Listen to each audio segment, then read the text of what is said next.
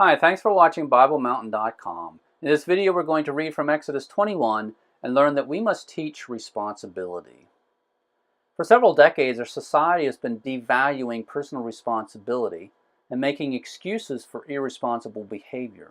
We even invent psychological disorders in order to excuse bad behavior. Exodus 21 reminds us the God of the Bible has always held people responsible for their actions and possessions. Part of what we're going to read today is that if an Israelite knew his ox had a habit of goring people, he was responsible for confining that ox, and there were consequences if he failed to do so. We're also going to read some verses from Romans 13 that teach us we are responsible for how we treat others, and that means that we also need to teach others to be responsible for themselves. So let's start reading in Exodus 21. The context of this is God has brought the Israelites out of Egypt. He has them at Mount Sinai. He's giving them a culture before he takes them into the Promised Land. In these particular verses, he's giving them a criminal justice system. So let's start reading at verse 28. If an ox gores a man or a woman to death, the ox shall surely be stoned, and its flesh shall not be eaten. But the owner of the ox shall go unpunished.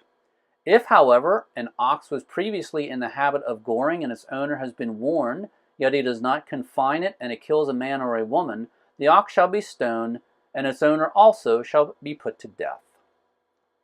Notice the word warned.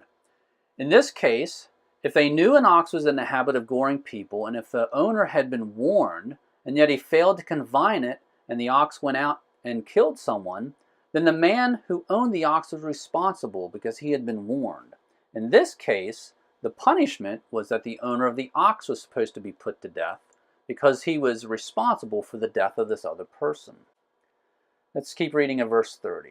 If a ransom is demanded of him, then he shall give for the redemption of his life whatever is demanded of him.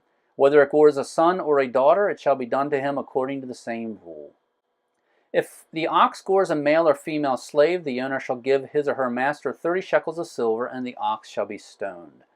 If a man opens a pit, or digs a pit, and does not cover it over, and an ox or a donkey falls into it, the owner of the pit shall make restitution. He shall give money to its owner, and the dead animal shall become his.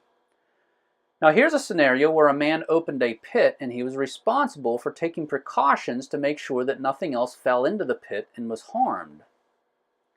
If he failed to do that, then the punishment was to make restitution for whatever had been damaged or killed. Let's keep reading at verse 35. If one man's ox hurts another's so that it dies, then they shall sell the live ox and divide his price equally, and also they shall divide the dead ox. Or, if it is known that the ox was previously in the habit of goring, yet its owner has not confined it, he shall surely pay ox for ox, and the dead animal shall become his. Again, notice the word known. In this scenario, if a man knew that his ox was in the habit of goring, then he was responsible for confining it, and there were consequences if he failed to do so. Let's keep reading there, chapter 22, verse 1. If a man steals an ox or a sheep and slaughters it or sells it, he shall pay 5 oxen for the ox and 4 sheep for the sheep. If the thief is caught while breaking in and is struck so that he dies, there will be no blood guiltiness on his account. But if the sun has risen on him, there will be blood guiltiness on his account. He shall surely make restitution. If he owns nothing, then he shall be sold for his theft. If what he stole is actually found alive in his possession, whether an ox or a donkey or a sheep, he shall pay double. Now notice here, if a thief broke in while it was dark and someone killed him, the man that killed him was not held accountable because it was dark. But if it was daylight and a man killed the thief, then the man who killed the thief was responsible or was held accountable because it was daylight and he could have seen what he was doing.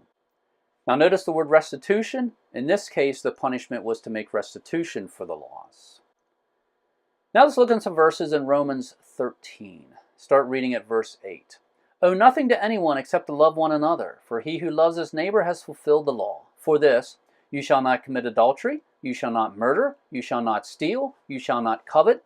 And if there is any other commandment, it is summed up in this saying, you shall love your neighbor as yourself.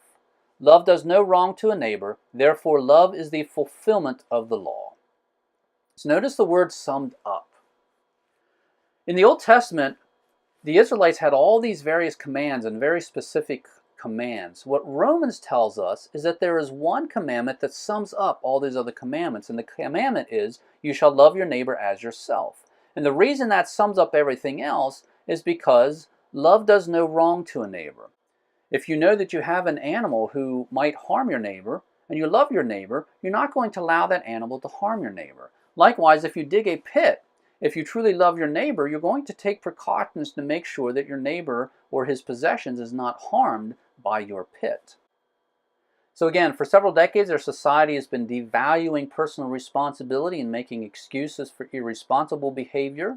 We see in Exodus a reminder that the God of the Bible has always held people responsible for their actions.